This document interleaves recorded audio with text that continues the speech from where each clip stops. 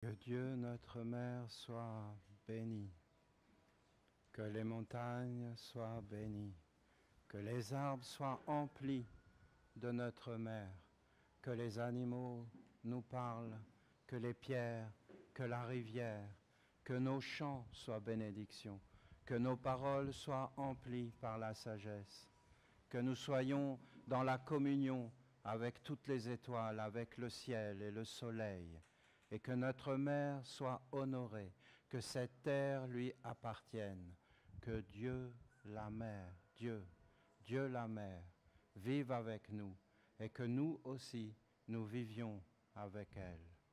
Un grand merci, quel beau chant, quel bel acte posé sur la terre, empli de dévotion. C'est vraiment une merveille que nous amenions une merveille sur cette terre et que nous fassions apparaître une éducation, quelque chose de posé, quelque chose de sage, quelque chose de vrai, une éducation de l'homme qui retourne maintenant vers sa mère et bien sûr, comme vous l'avez si bien dit dans le chant, vers le Père et vers l'union des mondes, de l'immensité au-dessus de nos têtes et de la réalité bienheureuse et bonne, emplie de bonté de la terre, emplie de sagesse, emplie d'instruction, emplie d'expériences belles, grandes et lumineuses.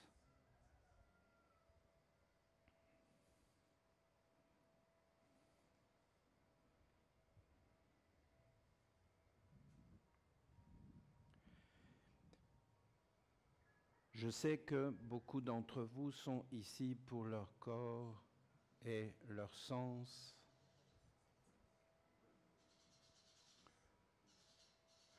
Mais je vous dis que sur cette terre du Panama, tout va prendre une autre dimension, car ici, c'est la terre pour la mer. Et la mer, c'est grand.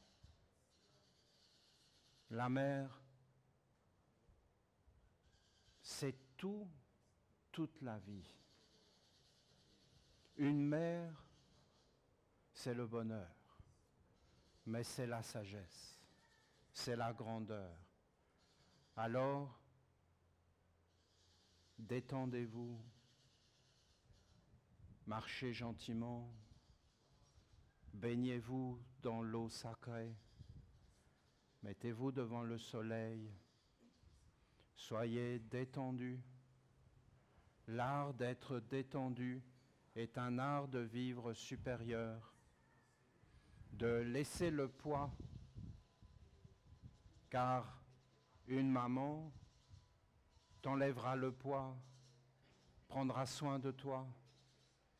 Et si tu acceptes Dieu la maman, alors elle te nettoiera par tout ce qu'il y a autour et elle t'éveillera et elle prendra soin de toi.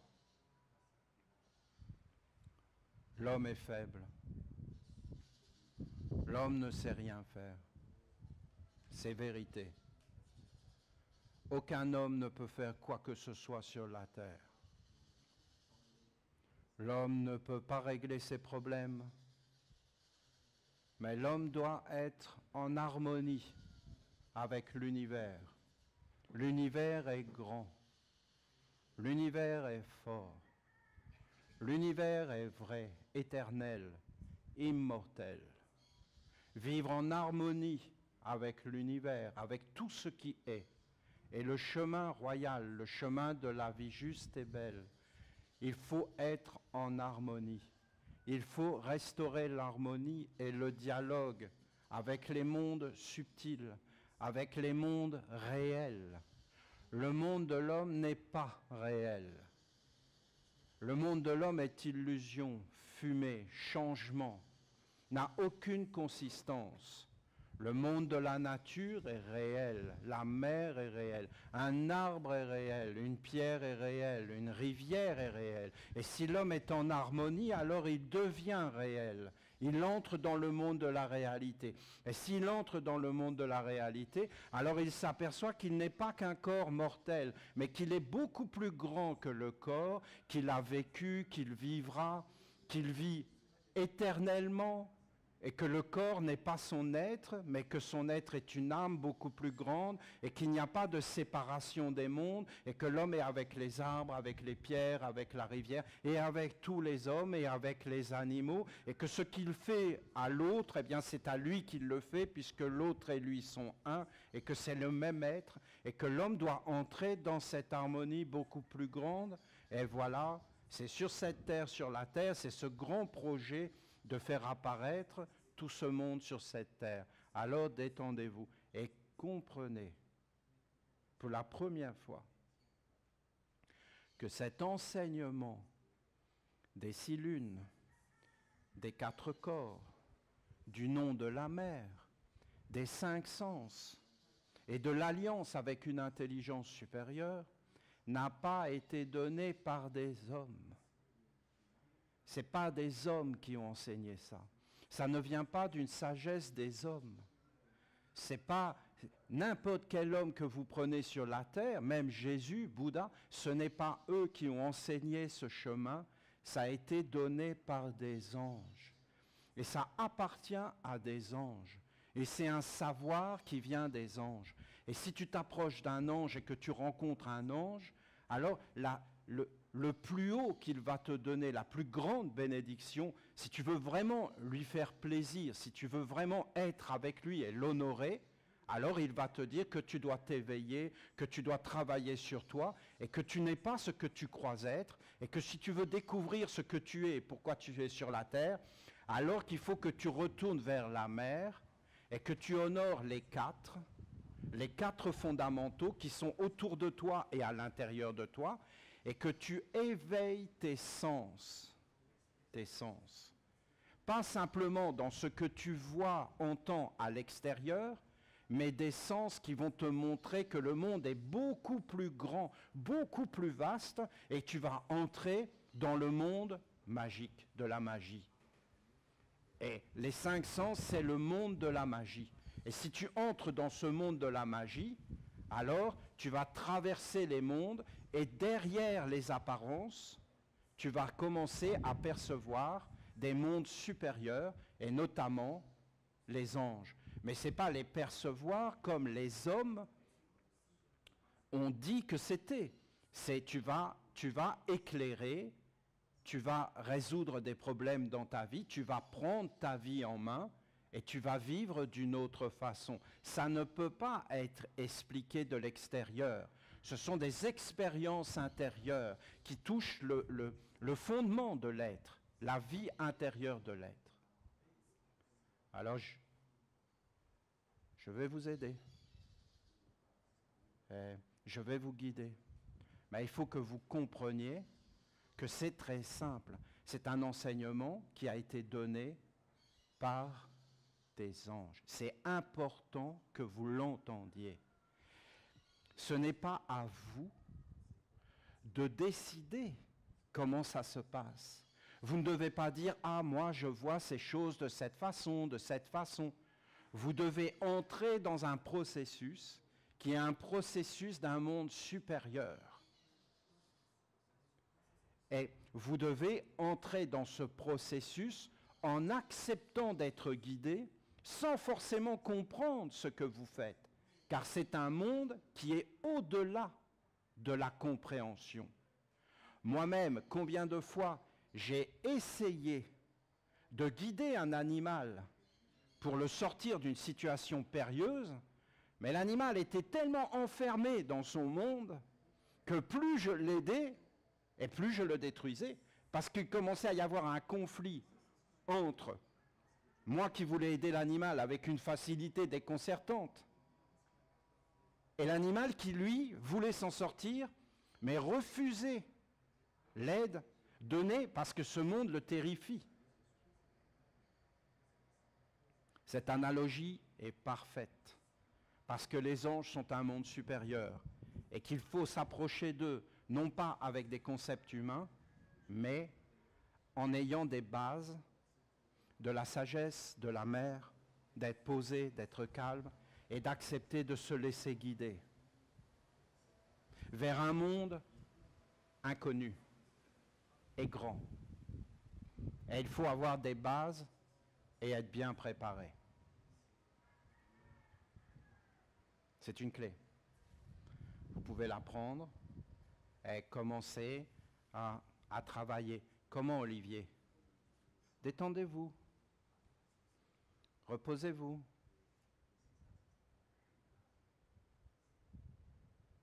Mettez de l'ordre et faites ce que l'on vous dit sans rien y mettre. Essayez d'entrer dans un monde, parce que bien souvent, c'est l'homme avec son intellect, avec ses croyances, avec ses concepts, qui bloque le processus. Si vous êtes réellement détendu, vrai, en éveil, clair, alors vous allez voir que ça va se faire, surtout dans des conditions tellement extraordinaires. Alors vous comprendrez qu'il y a 2 travaux que nous allons faire ensemble. Nous allons faire ce travail car il y a beaucoup de choses à expliquer.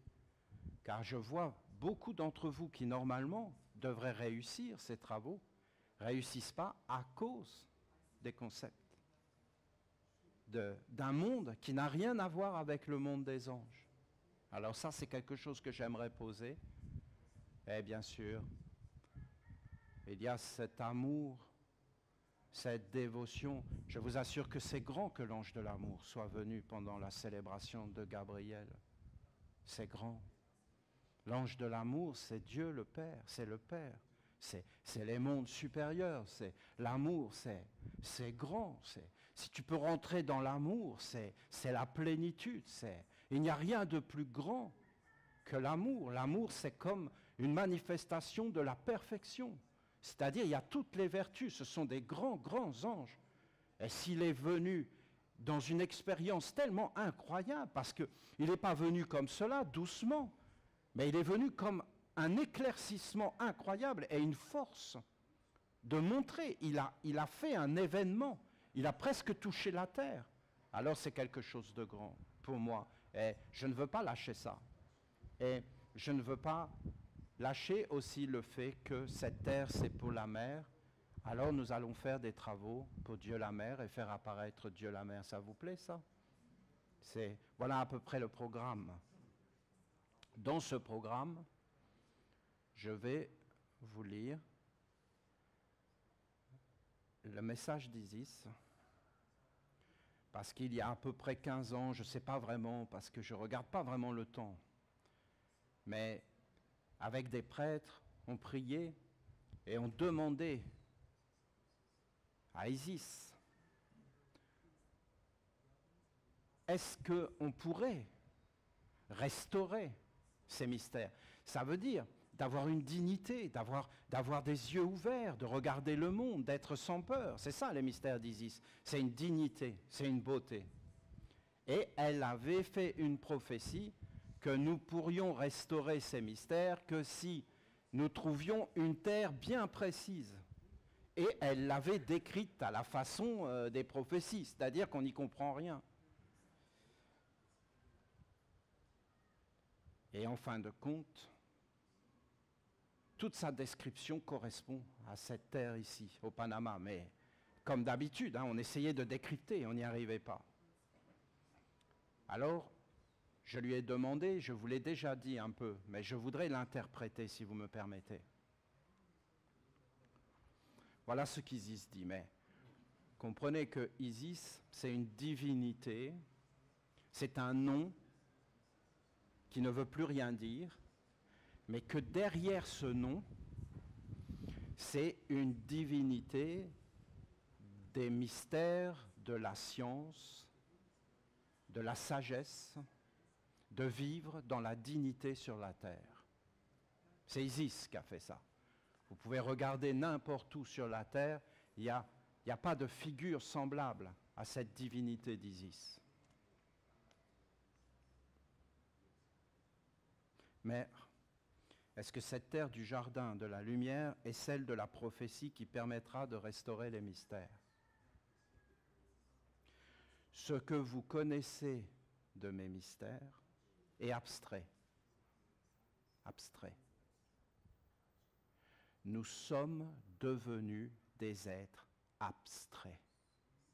Nous sommes devenus des êtres faux, illusoires, mensongers. Nous ne touchons même plus la terre. Nous ne savons plus parler. Nous ne savons plus marcher. Nous sommes dans des illusions de connaissance de nous, du monde extérieur, de notre environnement. Vous êtes des êtres abstraits. Et pourquoi vous êtes des êtres abstraits? Parce que ça fait 6000 ans que vous vénérez des religions monothéistes, politiques, qui, en fin de compte, ont évacué tout ce qui touchait au mystère de la mère et de la femme et de la polarité de Dieu. Dieu est père, mère. Il n'est pas père. Si Dieu est père, mon Dieu que c'est abstrait. Si Dieu n'était que mère, qu'est-ce qu'une mère peut faire toute seule? D'ailleurs, elle n'est pas mère. Si tu dis mère, c'est qu'il y a un père. Et si tu dis père, c'est qu'il y a une mère. Sinon, expliquez-moi comment ça peut marcher cette affaire-là. Et si on avait honoré Dieu la mère, on ne serait pas rentré dans une abstraction, on serait entré dans une vérité. Parce que le côté féminin aurait été honoré et pas mis de côté. Et là, je peux vous garantir que ça aurait été très très concret. Parce que les femmes auraient été divinisées, et les hommes aussi. Mais dans le fond, la nature aurait été vivante et on aurait été des animistes. Bien sûr, vous avez quelques informations, mais elles sont floues. Car votre monde est très loin de la vision qui animait le monde lorsque mes mystères étaient vivants et agissants. Vous ne savez plus du tout ce que peut être la filiation royale. La filiation royale. Ah ben non, on ne sait pas. On est dans des systèmes de la République, il n'y a plus de royauté. Il n'y a plus réellement de dignité. Il n'y a plus de sagesse. Il n'y a plus de valeurs. On va dire qu'il y a des valeurs dans ces mondes-là. Non, non. Non, non. C'est des fausses valeurs. C'est des valeurs de mendiants, de voleurs. Ce n'est pas des valeurs universelles de liberté. Oui, oui, c'est de la liberté. Mais c'est compliqué. Parce qu'on est dedans. On ne voit pas. Vous savez, quand on est dans une chose, on ne la voit pas. Il faut arriver à s'en extraire pour pouvoir la regarder de l'extérieur et l'analyser. On peut facilement régler les problèmes des autres, alors que les siens, on n'y arrive pas. Pourquoi? Parce que les autres, on les voit de l'extérieur. Mais c'est beaucoup plus difficile d'être plongé dedans et de le voir. Isis dit que les mystères qui nous ont échappé sont ceux de la filiation royale et donc de la religion de Dieu. C'est-à-dire que Dieu n'est pas un être abstrait, mais que Dieu vit normalement dans le gouvernement et dans la royauté et la divinité. Vous ne savez pas réellement ce que sont des prêtres au service de la royauté et donc de Dieu. Pas d'un Dieu abstrait, mais en fin de compte de faire vivre Dieu dans la royauté visible. Bien sûr, vous vous en approchez notamment à travers la célébration des cultes, mais cela n'a pas la même puissance, la même intensité. Donc, la célébration des cultes est une clé pour s'approcher de la divinité, de la royauté et de l'enseignement des mystères divins. Voilà ce qu'elle dit. D'accord? Bien écoutez, je vais vous expliquer ça.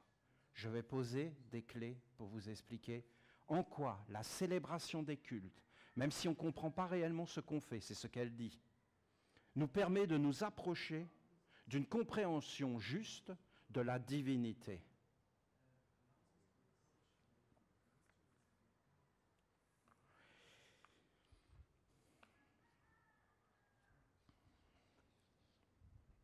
Au début, l'homme n'existe pas. Et vous avez, notamment dans la science du serpent,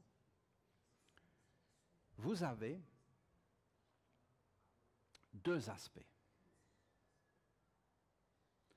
Vous avez un aspect qui va te conduire vers l'asservissement et le néant. Il faut entendre ça. Vous avez un serpent,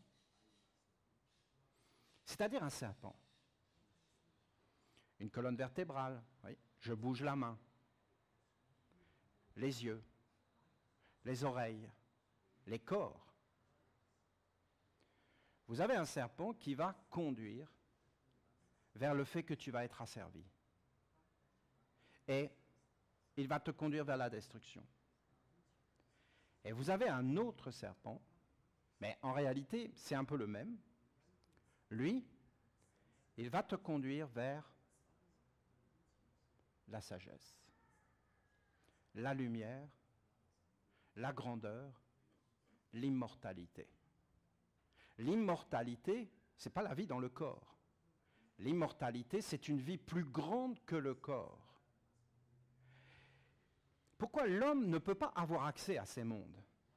Parce qu'il y a ce serpent en lui qui lui dit « Je veux vivre. Je veux profiter de la vie, mais uniquement dans le corps. » Et ça te conduit systématiquement dans la faiblesse, l'asservissement et la mort. Alors que l'autre est beaucoup plus grand. Et il va te pousser à vivre dans des choses beaucoup plus grandes. Et tu vas t'y reconnaître et vivre dedans. Mais ce sont des états de conscience supérieurs.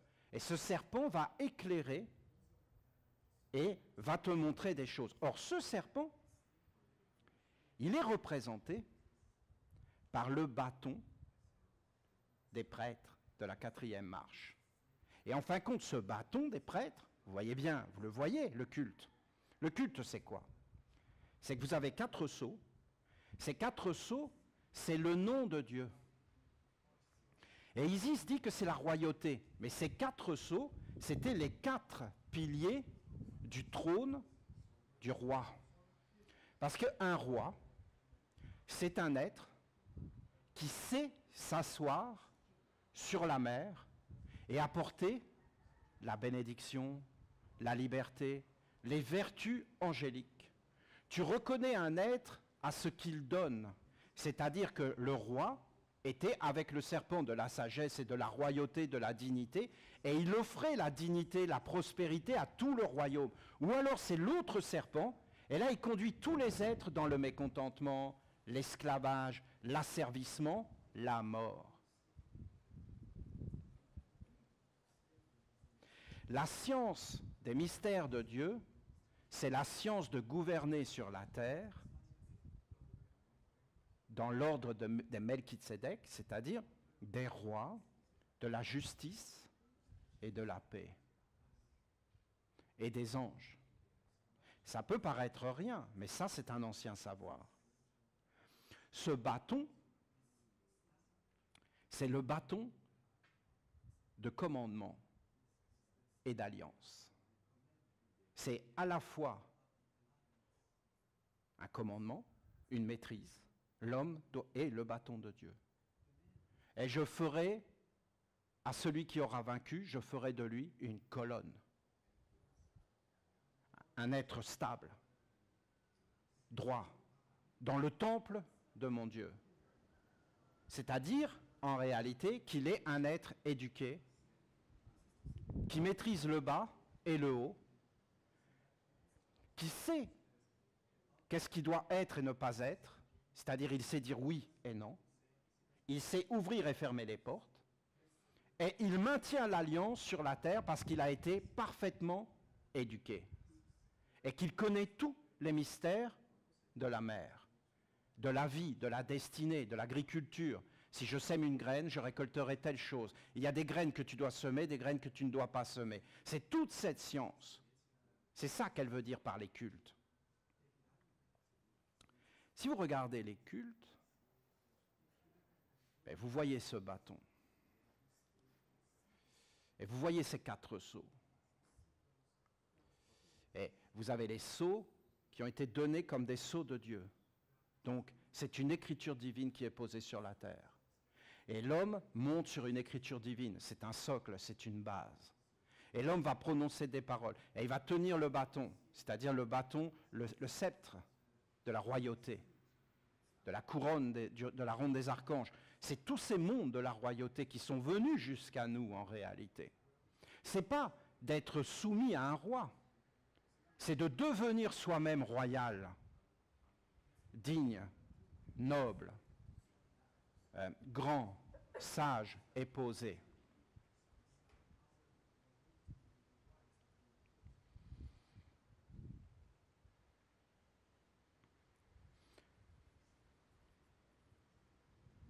Cette royauté, ce bâton,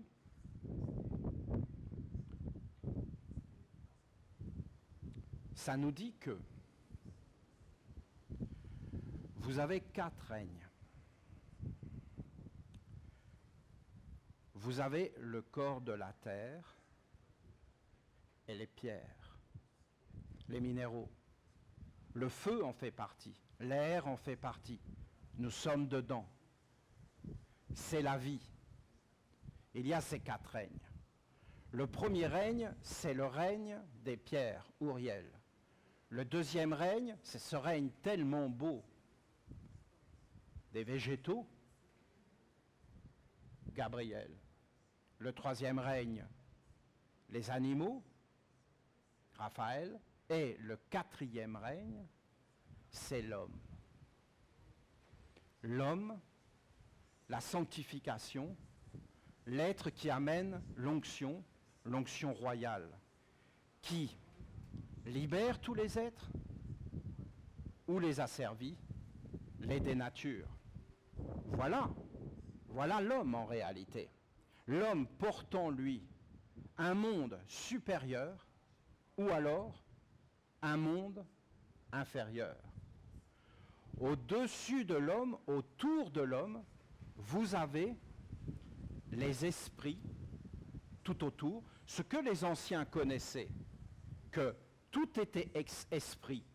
Et vous avez les génies, c'est-à-dire les mémoires qui ont été mises en œuvre par les hommes. Et au-dessus, vous avez des intelligences beaucoup plus grandes qui font apparaître des anges ou alors le monde de l'homme, le serpent qui asservit et détruit. Voilà, il faut que vous compreniez ce bâton. Ce bâton, en réalité, c'est vous. Et quand vous regardez l'homme, il a cet être de feu, d'air, d'eau et de terre. Il est posé sur la mer, il est entouré par les minéraux, les végétaux, les animaux. Et tout ça, c'est un seul être, puisqu'il porte tous ces êtres à l'intérieur de lui, mais que l'homme a un règne supérieur en lui, c'est-à-dire il a la capacité de nommer, de faire apparaître des choses et de conduire les êtres en esclavage ou de les libérer. Regardez, dans ses yeux, dans tous ses organes, l'homme peut faire ça. Parce que l'homme est un être magique. Vous avez des esprits ici, vous avez des génies, et vous avez des égrégores. Et l'homme, soit il est pris par un serpent qui va vouloir qu'il vive uniquement dans le corps, et à partir de ce moment-là, cet homme va commencer à asservir même les pensées qui vont venir vers lui. Une belle pensée va venir vers lui, il va dire « Qu'est-ce que je peux en tirer ? Qu'est-ce que je peux en faire ?» Il ne va pas penser à servir, il va penser à asservir. Et à partir de ce moment-là, il est animé par ce serpent. Ou alors, il est éduqué et il porte le bâton de la royauté. Parce qu'il faut savoir que le roi des rois, le roi de la lumière, la statue de Dieu, est apparu au milieu des 4, entouré par les 12 et entouré par le cercle de la ronde des archanges.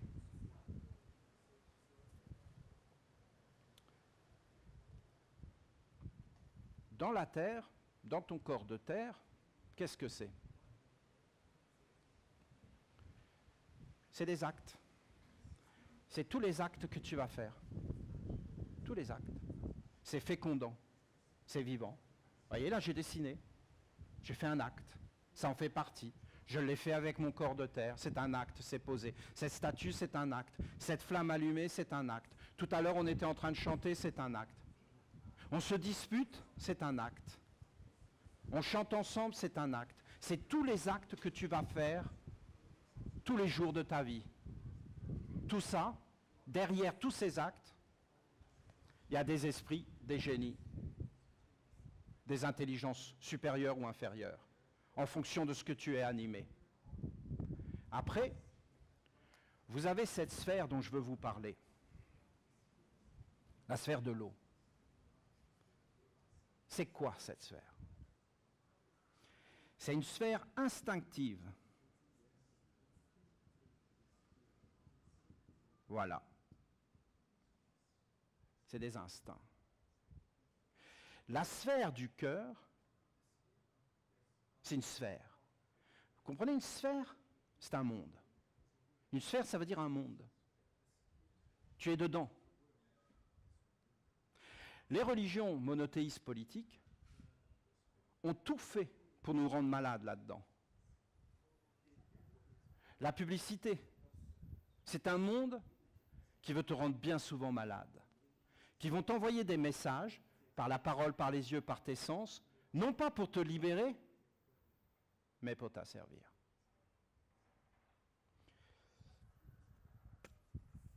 Le cœur, c'est une sphère animiste.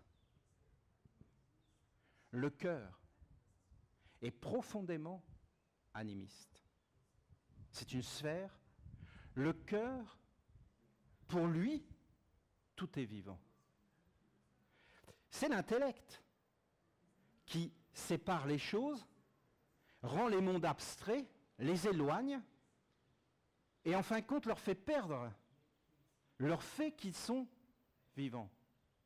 Plus un être est éduqué dans l'intellect, plus il peut même arriver dans une espèce de cruauté, de cynisme, de relativité tellement importante que ça n'existe plus. Il relativise. C'est-à-dire il s'éloigne de la vérité. C'est ça la relativité. La relativité, ça veut dire de s'éloigner de la vérité et d'entrer dans un monde faux. C'est ça que ça veut dire, de relativiser. Le cœur, il est entier. Il ne se met pas loin, il est animisme.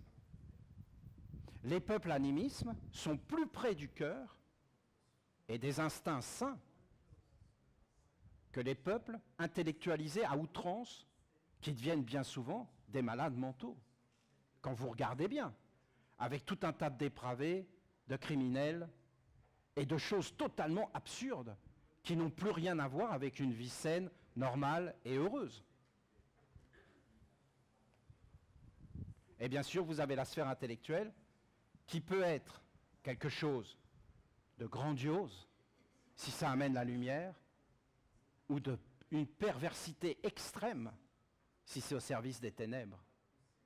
Vous avez l'homme. Je vais vous donner un exemple. L'instinct. L'instinct maternel.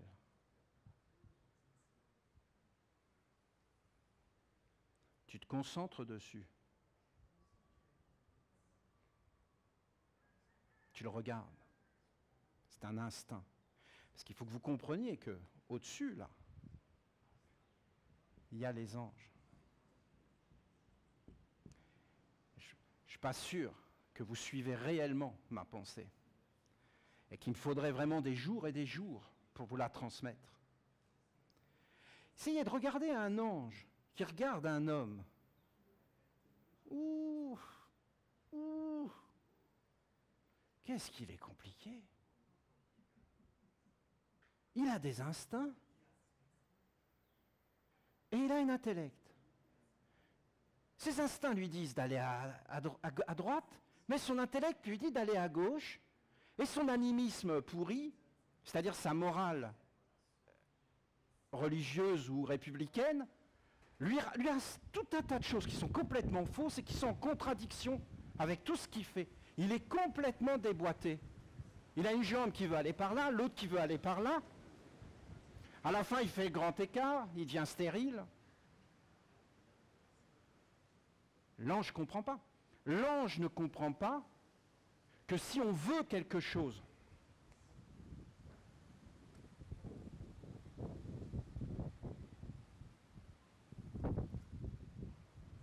qu'est-ce que c'est un désir? Un désir, c'est le serpent, presque physique. C'est lui. Le serpent, il a une tête et une queue. Et il se dirige vers un but. C'est ça, le serpent. Il veut quelque chose, mais il faut bien que vous fassiez la différence entre un instinct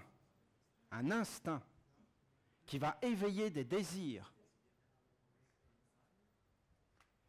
et une volonté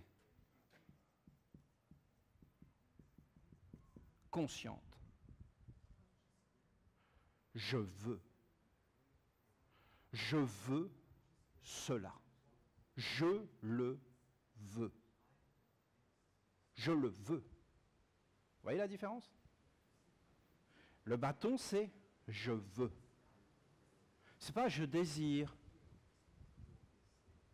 C'est pas j'ai envie. Pourquoi tu veux ça? Pour telle raison, telle raison, telle raison, telle raison, telle raison, telle raison, telle raison. La volonté, c'est quelque chose. La volonté est une puissance créatrice, cosmique. Et quand tu veux quelque chose, que tu le veux, là, ça commence à être intéressant. Tant que tu es dans ces sphères intellectuelles, instinctives, faussement animistes, tu n'existes pas pour ces mondes des esprits, des génies. Tu n'es même pas vivant, tu es vécu. Tu es un grille-pain, un micro-ondes. Tu es un instrument d'un autre monde qui va servir de toi, un empoté, un pot. Et c'est eux qui vont décider les graines qu'ils vont mettre. Ça va être Game of Thrones et après ça va être... donc tu vas parler que de Game of Thrones et puis après ça va être les feux de l'amour, l'inspecteur d'Eric. Et là, ça va être l'inspecteur d'Eric. Et tu vis avec... et après tes parents viennent te voir, tu dis excuse-moi, c'est l'épisode 15 d'inspecteur d'Eric. Je ne peux plus te parler. Ça fait 15 ans qu'on ne s'est pas vu. Oui, je sais. Mais l'inspecteur d'Eric. Et donc, tu es dedans, et c'est un monde qui vient, et tu n'existes pas. Tu commences à exister uniquement à partir du moment où tu veux, en conscience, que tu sais qui tu es, qu'est-ce que tu veux. Et c'est l'ange de l'individualisation, et c'est, à l'âge de 28 ans, et c'est les 4 corps, les 5 sens qui vont te conduire vers ça, jusqu'au bâton de commandement. Après, vous avez Jésus. Et regardez sa parole, non pas ma volonté, mais la tienne. Donc là, Jésus, il triomphe du serpent tentateur, qui veut le faire vivre lui, avec des buts à lui, uniquement pour lui. Et lui, il passe cet espace d'être enfermé dans ces mondes d'illusions d'existence de l'homme, et il rentre dans des mondes supérieurs angéliques, archangéliques, des lois éternelles, immortelles, et même des dieux, et il se donne entièrement et en conscience à une volonté supérieure, et il devient l'instrument d'une volonté supérieure, divine, et de la royauté sur la terre. Voilà ce que dit Isis. Toi, dans ta vie, moi, toi, nous, dans notre vie, on va vouloir des choses. On ne sait pas qui veut en nous. Regardez, regardez, écoutez. Regardez. Je sais que vous êtes la célébration des cultes, mais cela n'a pas la même puissance, la même intensité. Pourquoi? Parce que vous n'êtes pas réellement conscient de ce que vous faites. D'ailleurs, c'est tellement vrai que les archanges ont demandé à ce que ça soit des anciens de nos ancêtres, Zoroastre, Moïse, Mani Peterdonov, qui devait entrer dans les bâtons, c'est-à-dire que dans les mondes magiques, c'est des anciens égrégores, donc des mémoires, des génies et des forces agissantes qui ont posé des œuvres sur la terre, posé des œuvres, des actes sur la terre de la lumière, qui sont venus habiter les bâtons dans les mondes de la magie, par une alliance supérieure, pour faire apparaître une divinité, une royauté sur la terre. Mais nous, les hommes, nous n'en sommes pas réellement conscients. Vous imaginez un homme déterminé, conscient, éveillé dans tous ces mondes, unissant le haut et le bas, posant la royauté. C'est indiscutable. Mais nous, les hommes, nous croyons des choses qui sont des illusions. Par exemple, que l'homme aurait de la puissance, alors que Dieu seul gouverne. Oui, mais les faits nous montrent le contraire. Ils sont puissants, ces êtres-là. Non, ils sont puissants dans la mort, pas dans la vie. Oui, mais nous, on vit là, sur la terre, on veut vivre sur la terre. Celui qui prononce les paroles « je veux vivre sur la terre dans le corps », c'est le serpent, de l'asservissement.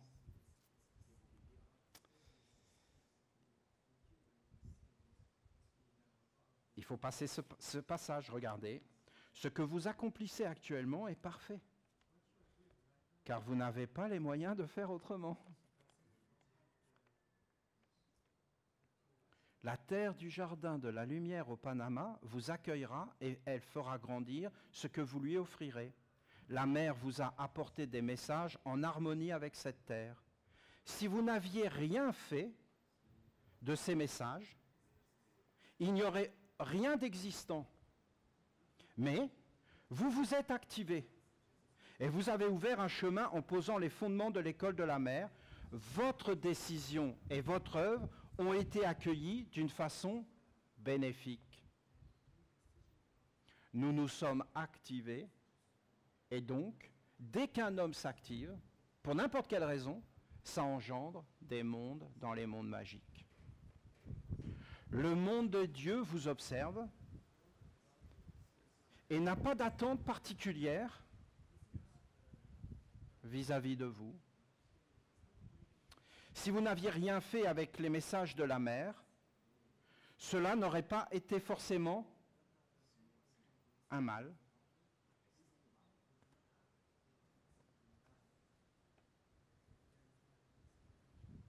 Mais puisque vous avez entrepris quelque chose, alors il se trouve que cela a été bien apprécié.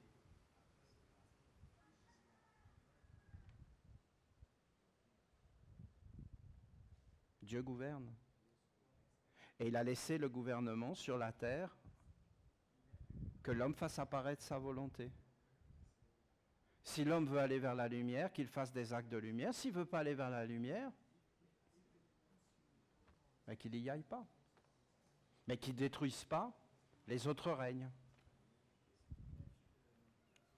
Ce que je veux vous dire, c'est qu'à travers l'école de la mer que vous avez ouverte sur la terre du Panama, quelque chose est apparu jusque dans le monde des dieux. Nous aimons l'idée vivante que quelque chose de précieux soit préservé, sauvegardé, pour être transmis à l'humanité du futur. Il y a des valeurs, des attitudes, des visions, qui, si elles sont perdues, conduiront fatalement l'humanité dans l'extinction totale. Comprenez que l'humanité n'est pas seule et qu'à partir du moment où la complémentarité ne sera plus possible, alors les autres mondes abandonneront les hommes à leur sort et ce sera la fin. La complémentarité, ça veut dire que l'homme, c'est ce monde-là,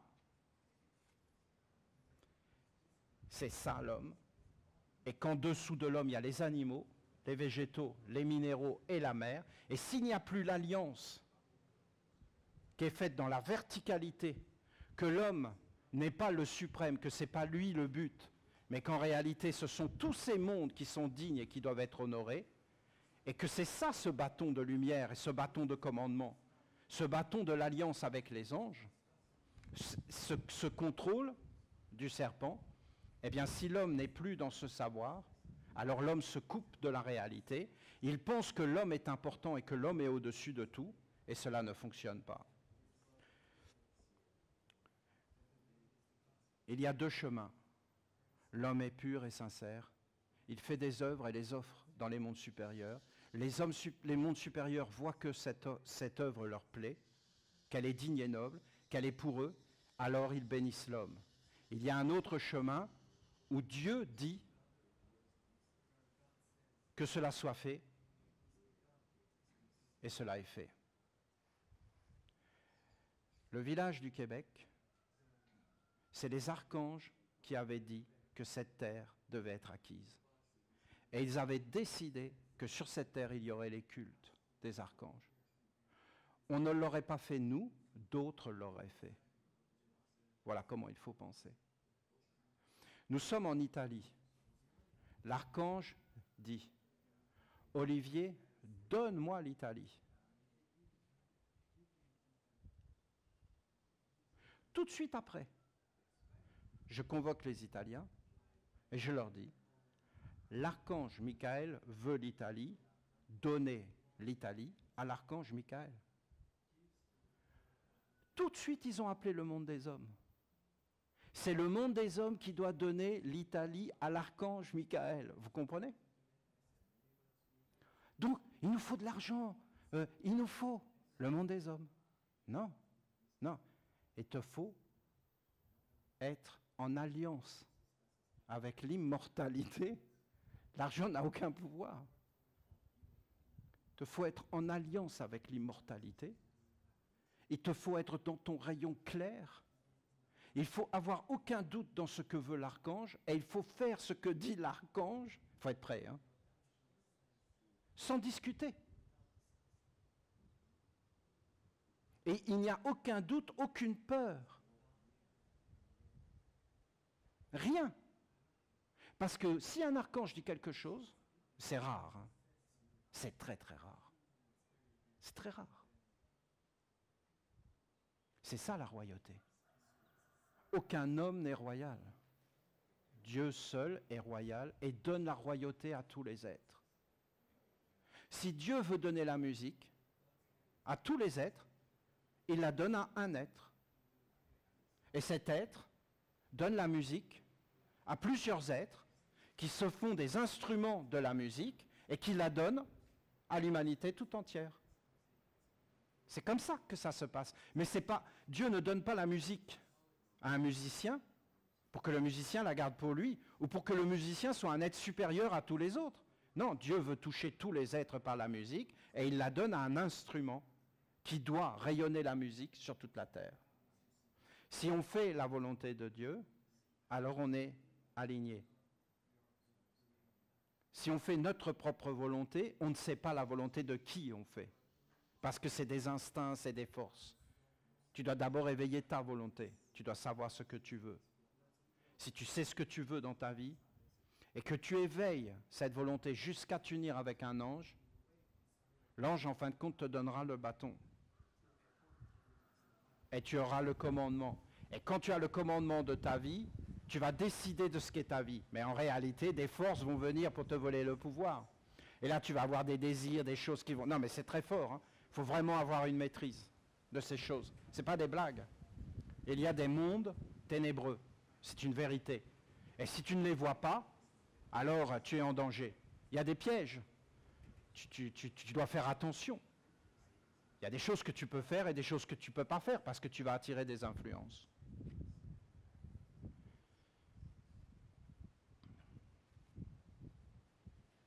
La volonté, vous entendez ce que je vous dis? La volonté. Tu dois savoir ce que tu veux. Et quand tu as le nom de la mère, ça veut dire que tu as été présenté. C'est quelque chose d'inouï. Après, tu dois baser ta vie sur ce nom de la mère et le réaliser. Tu dois savoir ce que tu veux faire de ta vie. Tu dois maîtriser les influences. Les instincts, à la base, sont quelque chose de bon. Mais ils doivent être élevés dans des sphères supérieures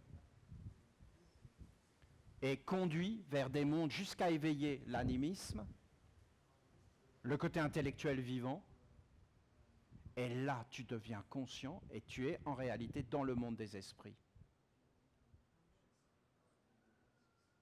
Et tu peux appeler des esprits, des forces. Tu lèves la main. Et tu appelles des forces. Elles vont venir parce que tu as été bien éduqué. Si tu n'es pas bien éduqué, voyons.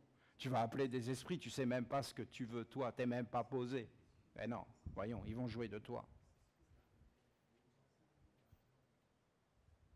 Et à la base, c'était la royauté, et on vivait pour la royauté et la divinité, et on savait se brancher avec cette royauté.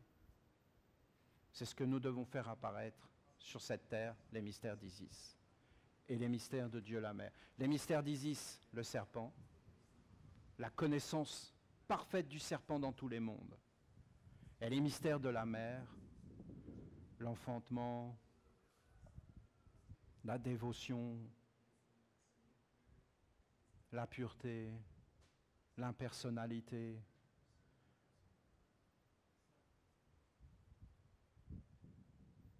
Ah là, il n'y a pas de serpent dans cette histoire. Dans les mystères de la mer, il n'y a pas de serpent.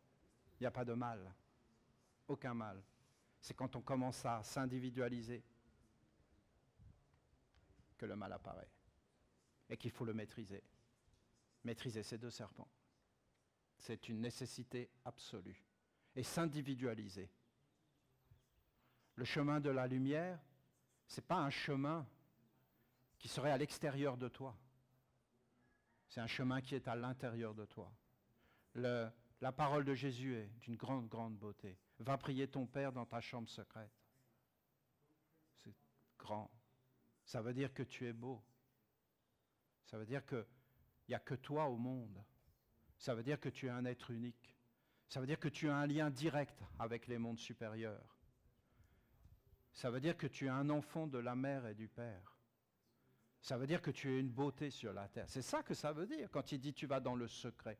Le secret est beau, à tous les niveaux. Le secret est quelque chose de beau. Les êtres qui n'aiment pas le secret sont des êtres pervers. Écoutez ce que je vous dis. Ils veulent tout savoir, mais pas pour honorer, par curiosité, par esprit malsain, pour se nourrir de poubelles. Il y a des choses que tu ne dois pas regarder chez les autres. Tu ne dois pas chercher à savoir ce qui ne te regarde pas. Tu dois laisser les êtres libres de faire les expériences dans le bien comme dans le mal, et tu ne dois pas juger les êtres, ni les dégrader. Tu dois leur laisser du temps d'aller leur chemin. Et c'est pourquoi il faut avoir une vie intérieure. Si tu n'as plus de vie intérieure, si tu n'es plus dans ton rayon, il ne s'agit pas d'obéir. Il s'agit de comprendre ce que tu fais de ta vie. Toi. Dans ton lien direct. Voilà. C'est quelques clés. C'est ce qui existe ici. Cette union du haut et du bas. Je suis très honoré d'être avec vous. J'espère que nous allons faire de ce moment unique, que nous avons cette joie, ce bonheur d'être ensemble pour parler des choses les plus belles, je pense, et les plus réjouissantes, alors que nous allons faire de ce moment quelque chose d'unique. Vous avez vu ceux qui étaient venus la dernière fois, comme on a travaillé fort et dur? Pour ceux qui viennent pour la première fois, peut-être que vous dites que c'est en chantier. Mais pour ceux qui sont déjà venus, je vous garantis qu'on a quand même bien travaillé. On est super fiers de nous, hein, il faut que vous le sachiez. Hein. Et on a vraiment bien travaillé. Voilà, c'est ce que je pense. Et je félicite tous ceux qui ont travaillé. C'est magnifique. Voilà, je suis très satisfait. Un magnifique travail. Et je ne le dis pas assez souvent, hein, j'ai dit plus vite. Mais là, maintenant, je dis là tout de suite, je dis demain, je vais dire plus vite. Mais là, je dis que c'est magnifique. Merci beaucoup. C'est grandiose. Merci d'avoir chanté. On va les étonner, les montagnes et les arbres. Voilà, nous devons, c'est l'opération séduction des arbres, des montagnes et de la rivière. Opération séduction, voilà le nom de code que je vous lance. Opération séduction des montagnes. Hein. On va séduire les montagnes, il faut qu'elles nous aiment. Il faut que quand on passe, elles s'inclinent.